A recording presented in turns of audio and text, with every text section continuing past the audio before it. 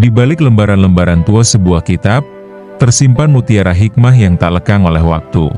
Kitab itu bernama Al-Ushfuriyah, bukan sekadar kumpulan cerita, tetapi untayan kisah penuh makna. Kisah para ulama, orang-orang saleh, dan hikmah kehidupan yang menggetarkan hati. Dari kisah seekor burung kecil, hingga pelajaran besar tentang cinta kepada Allah dan Rasul-Nya.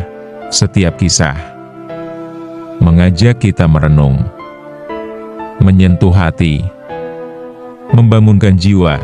Bersama kami, mari selami kisah-kisah pilihan dari kitab Al-Ushfuriyah.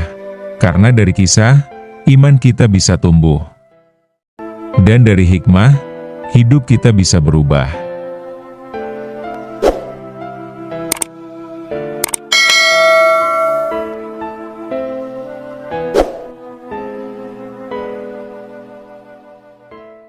Assalamualaikum warahmatullahi wabarakatuh. Bismillahirrohmanirrohim. Alhamdulillahirobbil alamin. Allahumma sholli ala sayyidina Muhammad wa ala ali sayyidina Muhammad. Sobat muslim yang berbahagia, pernahkah kita membayangkan seekor kuda yang liar, lemah, dan penuh kekurangan? Tiba-tiba berubah jinak, kuat, dan taat hanya karena pemilik barunya bertaubat? Inilah kisah menakjubkan dari Abdullah bin Mubarak, ulama besar yang memperlihatkan betapa taubat dan kebersihan hati mampu menundukkan makhluk Allah yang paling liar sekalipun.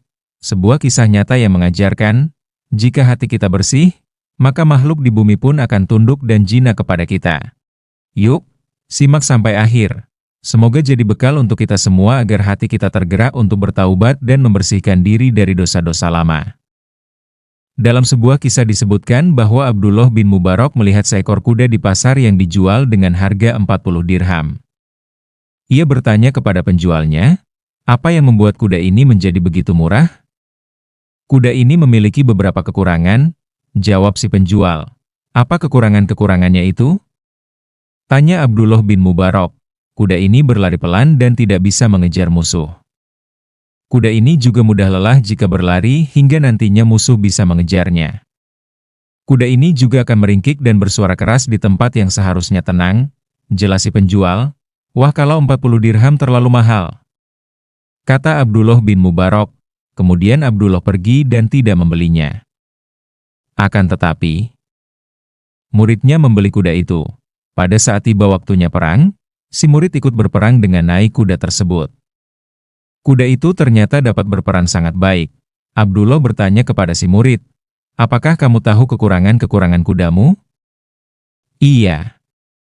Kuda ini memiliki kekurangan-kekurangan seperti yang mereka katakan. Tetapi ketika aku membelinya, aku berkata di telinganya, hai kuda, sesungguhnya aku telah meninggalkan dosa dan bertaubat kembali kepada Allah. Oleh karena itu tinggalkanlah kekurangan-kekurangan pada dirimu. Kemudian kuda ini menggerakkan kepalanya 3 kali.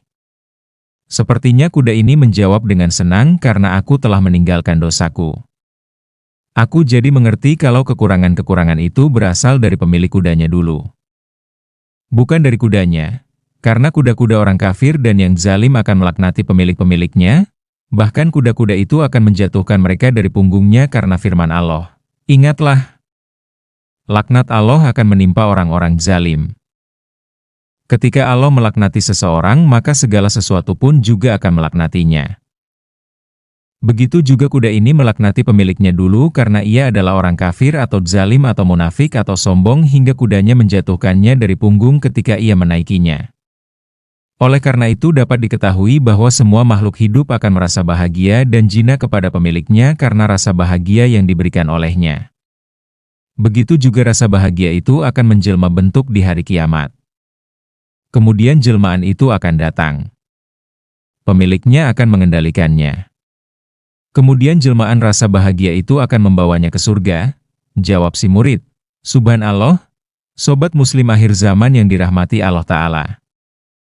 Satu senyum, satu rasa bahagia untuk saudaramu, bisa menjadi sahabat di akhirat. Dari seekor kuda, kita belajar bahwa dosa pemilik bisa membebani makhluk di sekitarnya, dan taubat yang tulus mampu menjinakkan yang liar, menenangkan yang resah. Mari kita rawat hati, bersihkan dosa, dan jadilah pemilik yang dicintai makhluk-makhluk Allah di bumi ini. Dan bahwa taubat bukan hanya membersihkan diri kita, tetapi juga membawa berkah bagi makhluk di sekitar kita. Semoga kisah ini membuat kita lebih ringan membantu, lebih tulus membahagiakan, dan lebih sungguh-sungguh bertaubat. Jangan lupa like, share, dan sebarkan hikmah ini. Wallahu a'lam bishawab. Wassalamualaikum warahmatullahi wabarakatuh.